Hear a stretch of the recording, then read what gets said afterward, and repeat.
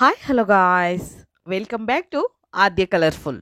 ನಾನು ಸುಮಾ. ಫ್ರೆಂಡ್ಸ್, ಇವತ್ತಿನ ವಿಡಿಯೋದಲ್ಲಿ ಒಂದು ಸ್ವೀಟ್ ರೆಸಿಪಿನ ನಿಮ್ಮ ಜೊತೆ ಶೇರ್ ಮಾಡ್ಕೊಳ್ತಾ ಇದ್ದೀನಿ. 1 ಕಪ್ ರವೆಯಿಂದ ತಯಾರಿಸಿ 25 ರವೆ ಉಂಡೆಗಳು. ತುಂಬಾ ಸಾಫ್ಟ್ ಆಗಿರುವಂತಹ, ಬಾಯಲ್ಲಿಟ್ಟರೆ ಕರಗುವಂಥ ಸಾಫ್ಟ್ ರವೆ ಉಂಡೆನ ಖಂಡಿತವಾಗ್ಲೂ ಒಮ್ಮೆ ಯಾವುದೇ ಪಾಕ ಇಲ್ಲದೆ ತಯಾರಿಸಿ ನೋಡಿ ಫ್ರೆಂಡ್ಸ್. ತುಂಬಾ ಈಸಿಯಾಗಿ ಮಾಡ್ಕೊಳ್ಬೋದು ಮತ್ತು ಅಷ್ಟೇ ಸಾಫ್ಟಾಗಿ, ಖಂಡಿತವಾಗ್ಲೂ ನೀವು 1 ತಿಂಗಳು ಅಥವಾ 2 ತಿಂಗಳು ಇಟ್ಟರೂ ಕೂಡ ಅಷ್ಟೇ ಸಾಫ್ಟ್ ಆಗಿರುತ್ತೆ. ತುಂಬಾ ಈಸಿಯಾಗಿ ಮಾಡ್ಕೊಳ್ಳುವಂಥ ಒಂದು ವಿಧಾನ.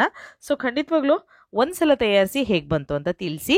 ಈ ಒಂದು ರವೆ ಉಂಡೆ ಮಾಡೋದಕ್ಕೆ ಮೊದಲನೇದಾಗಿ ಇಲ್ಲಿ 1 ಟೇಬಲ್ ಸ್ಪೂನ್ ಆಗೋಷ್ಟು ತುಪ್ಪವನ್ನು ಹಾಕೊಂಡಿದ್ದೆ. ತುಪ್ಪವನ್ನು ಕರಗಿಸ್ಕೊಳ್ತಾ ಇದ್ದೀನಿ.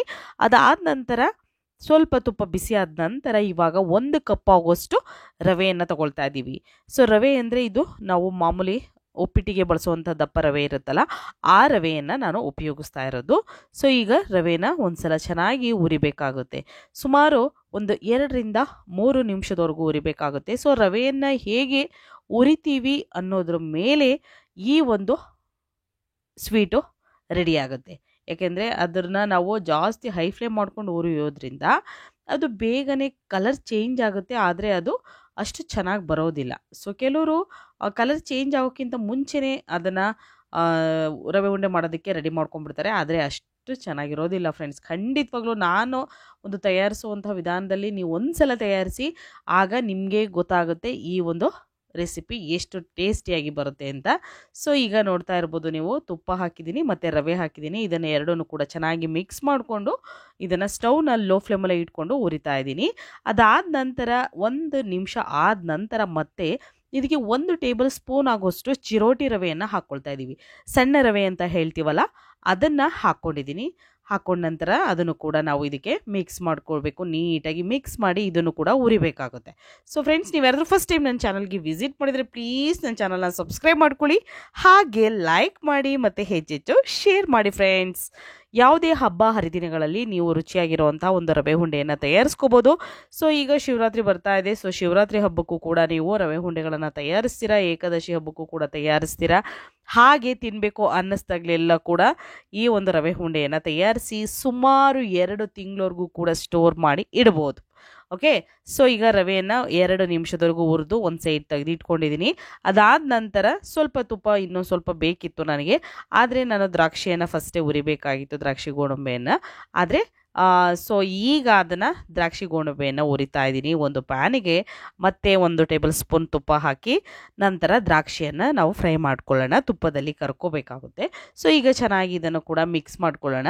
ನೀಟಾಗಿ ಮಿಕ್ಸ್ ಆದ ನಂತರ ನಮಗೆ ದ್ರಾಕ್ಷಿ ಸ್ವಲ್ಪ ಉಬ್ಬಿ ಬರುತ್ತಲ್ಲ, ಆಗ ಕರೆಕ್ಟಾಗಿ ಆಗಿದೆ ಅಂತ ಆಗ ಇದನ್ನು ತೆಗೆದಿಟ್ಕೊಂಬಿಡೋಣ. ಓಕೆ, ತುಂಬಾ ಟೇಸ್ಟಿ ಇರುತ್ತೆ. ಹಾಗೆ ಇಲ್ಲಿ ಬರೀ ದ್ರಾಕ್ಷಿಯನ್ನೇ ಉಪಯೋಗಿಸ್ಬೇಕು ಅಂತೇನಿಲ್ಲ, ಗೋಡಂಬಿ ಹಾಕ್ಕೊಳ್ಬೋದು, ಬಾದಾಮಿ ಸಣ್ಣದಾಗಿ ಕಟ್ ಮಾಡಿ ಕೂಡ ಹಾಕ್ಕೊಳ್ಬೋದು. ಬೇಕು ಅಂತಂದರೆ ಉಪಯೋಗಿಸ್ಬೋದು, ಖಂಡಿತ ಇದ್ದರೆ ಉಪಯೋಗಿಸಿ, ಇಲ್ಲ ಅಂತಂದರೆ ನೀವು ಸ್ಕಿಪ್ ಮಾಡ್ಬೋದು. ದ್ರಾಕ್ಷಿ ಇದ್ದರೂ ಕೂಡ ಹಾಕ್ಕೊಳ್ಬೋದು, ಇಲ್ಲ ಅಂತಂದರೆ ಅದನ್ನು ಸ್ಕಿಪ್ ಮಾಡ್ಬೋದು ಫ್ರೆಂಡ್ಸ್. ಓಕೆ, ಈಗ ನೋಡಿ ದ್ರಾಕ್ಷಿ ಆಗಿದೆ ಅಲ್ಲ. ಸೊ ಇವಾಗ ಇದನ್ನು ಒಂದು ತಟ್ಟೆಗೆ ತೆಗೆದಿಟ್ಕೊಂಬಿಡೋಣ. ನಿಧಾನವಾಗಿ ಎಲ್ಲದನ್ನು ಕೂಡ ಒಂದು ತಟ್ಟೆಗೆ ತೆಗಿತಾ ಇದ್ದೀನಿ. ಸೊ ತುಂಬ ಚೆನ್ನಾಗಿರುತ್ತೆ ರವೆ ಉಂಡೆ, ಎಲ್ಲರಿಗೂ ಕೂಡ ಇಷ್ಟ ಆಗುವಂಥದ್ದು. ಹುರಿದಿರುವಂತಹ ರವೆಯನ್ನೇ ಮತ್ತೆ ಈ ತುಪ್ಪಕ್ಕೆ ಹಾಕ್ಕೊಂಡಿದ್ದೀನಿ ನಾನು. ಓಕೆ, ಮತ್ತೆ ಹಾಕಿ ಇದನ್ನು ಚೆನ್ನಾಗಿ ಮಿಕ್ಸ್ ಮಾಡ್ಕೊಳ್ಳೋಣ. ನೋಡಿ, ನಾನು ಮಿಕ್ಸ್ ಮಾಡ್ಕೊಳ್ತಾ ಇದ್ದೀನಿ.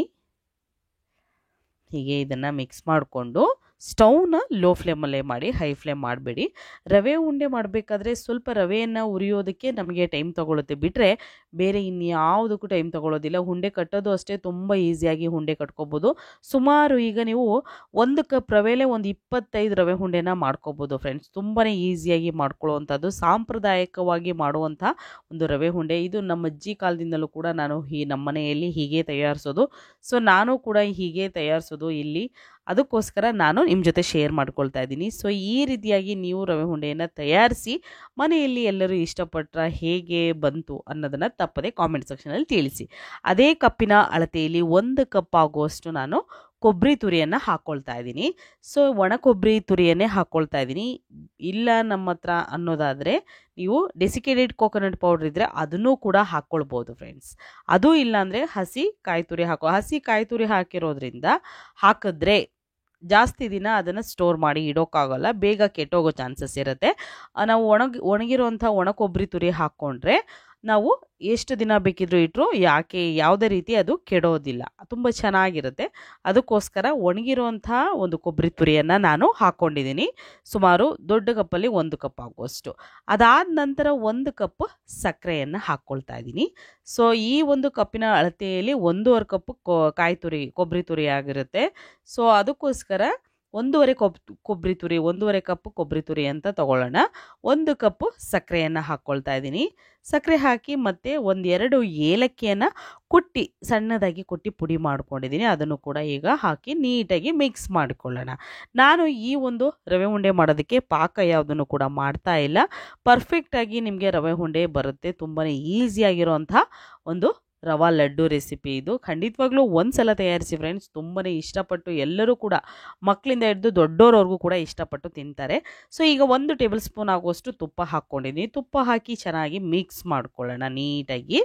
ಮತ್ತು ಇದನ್ನು ಚೆನ್ನಾಗಿ ಮಿಕ್ಸ್ ಮಾಡ್ಕೊಳ್ಳೋದು ಸಕ್ಕರೆ ಮತ್ತು ಕೊಬ್ಬರಿ ತುರಿ ಎಲ್ಲದು ಕೂಡ ಚೆನ್ನಾಗಿ ಮಿಕ್ಸ್ ಆಗಿದೆ. ಸೊ ಹಾಗೆ ತುಪ್ಪ ಕೂಡ ನೀಟಾಗಿ ಮಿಕ್ಸ್ ಆಗಬೇಕು. ನಮಗೆ ನೋಡ್ತಾ ಇದ್ದೀರಲ್ಲ, ಈ ರೀತಿಯಾಗಿ ಮಿಕ್ಸ್ ಮಾಡ್ಕೋಬೇಕು.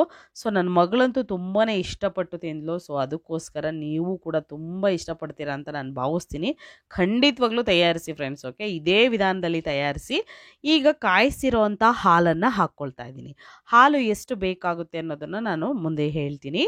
ಸೊ ಈಗ ಸ್ವಲ್ಪನೇ ಹಾಕ್ಕೊಳ್ಳೋಣ. ಜಾಸ್ತಿ ಒಂದೇ ಸಲ ಹಾಕೋದ್ರಿಂದ ಜಾಸ್ತಿ ತೆಳ್ಳಗಾಗೋ ಚಾನ್ಸಸ್ ಕೂಡ ಇರುತ್ತಲ್ಲ, ಅದಕ್ಕೋಸ್ಕರ ಸ್ವಲ್ಪ ಹಾಲನ್ನು ಹಾಕ್ಕೊಂಡು ನಾನು ಒಂದ್ಸಲ ಮಿಕ್ಸ್ ಮಾಡ್ಕೊಳ್ತಾ ಇದ್ದೀನಿ. ಈ ರೀತಿಯಾಗಿ ಚೆನ್ನಾಗಿ ಮಿಕ್ಸ್ ಮಾಡ್ಕೊಳ್ಳೋಣ. ನೋಡಿ, ಇನ್ನು ಹಾಲು ಬೇಕಾಗುತ್ತೆ. ಸ್ವಲ್ಪ ಹಾಲು ಹಾಕ್ಕೊಂಡು ನಾನು ಕಲಿಸ್ಕೊಳ್ತೀನಿ ಇದನ್ನು ಚೆನ್ನಾಗಿ. ನೋಡಿ, ಸ್ವಲ್ಪ ಬಿಸಿ ಇರುತ್ತೆ, ಬಿಸಿ ಹಾಲನ್ನೇ ಹಾಕ್ಕೊಳ್ಬೇಕು, ತಣ್ಣಗಿರೋವಂಥದ್ದು ಹಾಕ್ಕೊಳ್ಬೇಡಿ. ಬಿಸಿ ಹಾಲು ಕಾಯಿಸಿರೋವಂಥ ಅವಾಗ ಕಾಯಿಸಿರ್ತೀರಲ್ಲ ಆ ಹಾಲನ್ನು ಹಾಕ್ಕೊಳ್ಳಿ. ತಣ್ಣಗಿರುವಂಥ ಹಾಲು ಬೇಡ. ಮತ್ತು ಸ್ವಲ್ಪ ಹಾಕ್ಕೊಳ್ತಾ ಇದ್ದೀನಿ. ಈ ರೀತಿಯಾಗಿ ಸ್ವಲ್ಪನೇ ಹಾಕ್ಕೊಂಡು ಕಲಿಸ್ಕೊಳ್ಳಿ. ಸ್ವಲ್ಪ ಹಾಲು ಬೇಕು ಅಂದರೆ ಹಾಕ್ಕೊಳ್ಬೋದು, ಆದರೆ ಜಾಸ್ತಿ ತೆಳ್ಳಗಾಗ್ಬಿಟ್ರೆ ಏನೂ ಮಾಡೋಕ್ಕೆ ಬರೋದಿಲ್ಲ, ಮತ್ತು ಅದು ಶೇಪ್ ಕೂಡ ಬರೋದಿಲ್ಲ ರವೆ ಉಂಡೆದು. ಅದಕ್ಕೋಸ್ಕರ ಈ ರೀತಿಯಾಗಿ ನೋಡಿ ಮಿಕ್ಸ್ ಮಾಡ್ಕೊಳ್ಳೋಣ. ಇನ್ನು ಸ್ವಲ್ಪ ಬೇಕು ಅಂದರೆ ಹಾಲು ಹಾಕ್ಕೊಳ್ಬೋದು. ಈಗ ದ್ರಾಕ್ಷಿಯನ್ನು ಹಾಕ್ಕೊಳ್ತಾ ಇದ್ದೀನಿ ನಾವು ತುಪ್ಪದಲ್ಲಿ ಫ್ರೈ ಮಾಡಿರೋಂಥ ದ್ರಾಕ್ಷಿ ಹಾಕ್ಕೊಳ್ತಾ ಇದ್ದೀನಿ. ನೀವು ಬೇಕು ಅಂದರೆ ಡ್ರೈ ಫ್ರೂಟ್ಸ್ ಎಲ್ಲವನ್ನು ಕೂಡ ಹಾಕ್ಕೊಳ್ಬೋದು, ದ್ರಾಕ್ಷಿ, ಗೋಡಂಬಿ, ಬಾದಾಮಿ ಎಲ್ಲದನ್ನು. ಈಗ ಚೆನ್ನಾಗಿ ಮಿಕ್ಸ್ ಮಾಡ್ಕೊಳ್ಳೋಣ. ಈ ರೀತಿಯಾಗಿ ನಾನು ಮಿಕ್ಸ್ ಮಾಡ್ಕೊಳ್ತಾ ಇದ್ದೀನಿ. ಹೀಗೆ ಮಿಕ್ಸ್ ಮಾಡಿದ ನಂತರ ಇನ್ನೊಂದು ಸ್ವಲ್ಪ ಹಾಲನ್ನು ಹಾಕ್ಕೊಳ್ಳೋಣ. ಸ್ವಲ್ಪ ನನಗೆ ಹಾಲು ಬೇಕು ಅನ್ನಿಸ್ತಾ ಇದೆ. ಸೊ ಅದಕ್ಕೋಸ್ಕರ ಮತ್ತೆ ಹಾಲು ಹಾಕ್ಕೊಳ್ತಾ ಇದ್ದೀನಿ. ನೋಡಿ, ಒಂದು ಕಾಲು ಕಪ್ಪೇ ನಾನು ಹಾಲು ತೊಗೊಳ್ತಾ ಇರೋದು, ಜಾಸ್ತಿ ತೊಗೊಳ್ಳಲ್ಲ. ಟೋಟಲಾಗಿ ನನಗೆ ಎಷ್ಟು ಕಪ್ ಹಾಲು ಬೇಕಾಗುತ್ತೆ ಅನ್ನೋದನ್ನು ತಿಳಿಸ್ತೀನಿ. ಸೊ ನೋಡಿ, ಇವಾಗ ಇನ್ನೊಂದು ಸ್ವಲ್ಪ ಹಾಲು ಹಾಕ್ಕೊಳ್ಳೋಣ. ಮತ್ತು ಕಲಸಿದ್ದೀನಿ, ಅದು ಕರೆಕ್ಟಾಗಿ ಮತ್ತೆ ಸ್ವಲ್ಪ ಬೇಕು ಅನ್ನಿಸ್ತಾ ಇದೆ ನನಗೆ. ಅದಕ್ಕೋಸ್ಕರ ಇನ್ನೊಂದು ಸ್ವಲ್ಪ ಹಾಕ್ಕೊಳ್ತೀನಿ. ಯಾಕೆಂದರೆ ನಾವು ಈಗ ನಾವು ಉಂಡೆ ಕಟ್ಟೋದಕ್ಕೆ ಕರೆಕ್ಟಾಗಿದ್ದು ನಾವು ಕರೆಕ್ಟಾಗಿದೆ ಉಂಡೆ ಕಟ್ಟೋಕ್ಕೆ ಇದು ಸಾಕು ಅಂತ ಅಂದರೆ ಖಂಡಿತ ನೀವು ಒಂದು 4-5 ದಿನ ಅದನ್ನು ಇಟ್ಬಿಟ್ಟು ಅದಾದಮೇಲೆ ತಿಂತೀವಿ ಅಂದರೆ ಪೂರ್ತಿ ಗಟ್ಟಿಯಾಗಿರುತ್ತೆ. ಅದಕ್ಕೋಸ್ಕರ ಸ್ವಲ್ಪ ನೋಡಿ, ನಾನು ಕಟ್ತಿರೋವಂಥ ವಿಧಾನ ನೋಡ್ತಿರ್ಬೋದು ನೀವು, ಉಂಡೆ ಕಟ್ಟೋ ವಿಧಾನ ಈ ರೀತಿ ಇಷ್ಟು ತೆಳ್ಳಗಿರಬೇಕು. ಹಾಲು ಹಾಕಿ ಅಷ್ಟು ಮಿಕ್ಸ್ ಮಾಡಿ. ಅಲ್ಲಿಗೆ ನೀವು ಎಷ್ಟು ದಿನ ಇಟ್ಟರು ಫ್ರೆಂಡ್ಸ್ ಅಷ್ಟೇ ಸಾಫ್ಟಾಗಿರುತ್ತೆ. ಸ್ವಲ್ಪ ನಿಮಗೆ ಪರ್ಫೆಕ್ಟಾಗಿ ಬರಬೇಕು ಅಂದರೆ ನೀವು ಸ್ವಲ್ಪ ಹಾಲು ಜಾಸ್ತಿ ಹಾಕಬೇಕಾಗುತ್ತೆ. ಯಾಕೆಂತಂದರೆ ಉಂಡೆ ಕಟ್ಟಕ್ಕೆ ಕರೆಕ್ಟಾಗಿ ಆಗುತ್ತೆ ಇದು ಅಂದಾಗ ನೀವು ಅಷ್ಟು ಹಾಕಿದ್ರೆ ಇನ್ನೊಂದು ಸ್ವಲ್ಪ ಹೊತ್ತಿಗಾಗಲೇ ಅದು ಹೀರ್ಕೊಂಡಿರುತ್ತೆ ಮತ್ತು ಉಂಡೆ ಗಟ್ಟಿಯಾಗಿಬಿಡುತ್ತೆ. ಅದಕ್ಕೋಸ್ಕರ ಸ್ವಲ್ಪ ತೆಳ್ಳಗಿರಲಿ. ಆಗ ನೋಡಿ ಉಂಡೆ ಕಟ್ಟಿ ಈ ರೀತಿ ನೀವು ರೆಡಿ ಮಾಡ್ಕೋಬೋದು. ಸೊ ತುಂಬ ಈಸಿಯಾಗಿ ಟೇಸ್ಟಿಯಾಗಿ ಮಾಡುವಂಥ 1 ಕಪ್ ರವೆಯಿಂದ ಮಾಡಿ 25 ರವೆ ಉಂಡೆಗಳು, ಬಾಯಲ್ಲಿಟ್ಟರೆ ಕರಗುವಂತಹ ಸಾಫ್ಟ್ ರವೆ ಉಂಡೆ ಈ ಒಂದು ಪಾಕ ಇಲ್ಲದೆ ಮಾಡಿರುವಂತಹ ಸಾಂಪ್ರದಾಯಿಕ ರವೆ ಉಂಡೆಯನ್ನು ಒಂದ್ಸಲ ತಯಾರಿಸಿ ಹೇಗೆ ಬಂತು ಅಂತ ತಪ್ಪದೆ ಕಾಮೆಂಟ್ ಸೆಕ್ಷನಲ್ಲಿ ತಿಳಿಸಿ ಫ್ರೆಂಡ್ಸ್. ಓಕೆ, ಸೊ ಇವತ್ತಿನ ವಿಡಿಯೋ ಸ್ವಲ್ಪನಾದರೂ ಇಷ್ಟ ಆಗಿದ್ರೆ ಚಾನಲ್ನ ಸಬ್ಸ್ಕ್ರೈಬ್ ಮಾಡ್ಕೊಳ್ಳಿ, ಹಾಗೆ ಲೈಕ್ ಮಾಡಿ ಮತ್ತು ಹೆಚ್ಚೆಚ್ಚು ಶೇರ್ ಮಾಡಿ. ನೋಡಿ, ರವೆ ಉಂಡೆ ರೆಡಿಯಾಗಿದೆ. ನೀವು ಕೂಡ ಮನೆಯಲ್ಲಿ ತಯಾರಿಸ್ತೀರಾ ಅಂತ ನಾನು ಭಾವಿಸ್ತೀನಿ. ತಯಾರಿಸಿ ಹೇಗೆ ಬಂತು ಅಂತ ತಪ್ಪದೆ ಕಾಮೆಂಟ್ ಸೆಕ್ಷನಲ್ಲಿ ತಿಳಿಸಿ. ಓಕೆ, ತುಂಬಾ ರುಚಿಯಾಗಿರುವಂಥ ಈಸಿಯಾಗಿರುವಂಥ ರವಾ ಲಡ್ಡು ರೆಸಿಪಿ ರೆಡಿಯಾಗಿದೆ. ನೀವು ಕೂಡ ನಿಮಗೆ ಇಷ್ಟ ಆದಾಗ ತಯಾರಿಸಿ ತಿನ್ಬೋದು. ಈಗ ಇದನ್ನು ನಾನು ಮುರಿದು ಕೂಡ ತೋರಿಸ್ತೀನಿ ಹೇಗೆ ಬಂದಿದೆ ಅಂತ, ಎಷ್ಟು ಸಾಫ್ಟಾಗಿ ರವೆ ಉಂಡೆ ಬಂದಿದೆ ಅಂತ ನೀವು ನೋಡ್ಬೋದು. ನೋಡಿ ಎಷ್ಟು ಚೆನ್ನಾಗಿ ಬಂದಿದೆ ಅಂತ. ನೀವು ಕೂಡ ತಯಾರಿಸಿ ಫ್ರೆಂಡ್ಸ್, ಇಷ್ಟೇ ಈಸಿಯಾಗಿ ಮಾಡ್ಕೋಬೋದು. ನೀವು ಎಲ್ಲರೂ ಕೂಡ ಹೆದರ್ಕೊಳ್ತೀರಾ ಹೇಗೆ ಮಾಡೋದು ಅಂತ, ಖಂಡಿತ ಇಲ್ಲವೇ ಇಲ್ಲ. ತುಂಬ ಈಸಿಯಾಗಿ ರವೆ ಉಂಡೆನ ತಯಾರಿಸ್ಬೋದು. ಓಕೆ, ಇವತ್ತಿನ ವಿಡಿಯೋನ ಇಲ್ಲಿಗೆ ಮುಗಿಸೋಣ. ಮತ್ತೆ ಇನ್ನೊಂದು ಹೊಸ ವಿಡಿಯೋ ಜೊತೆ ಬರ್ತೀನಿ.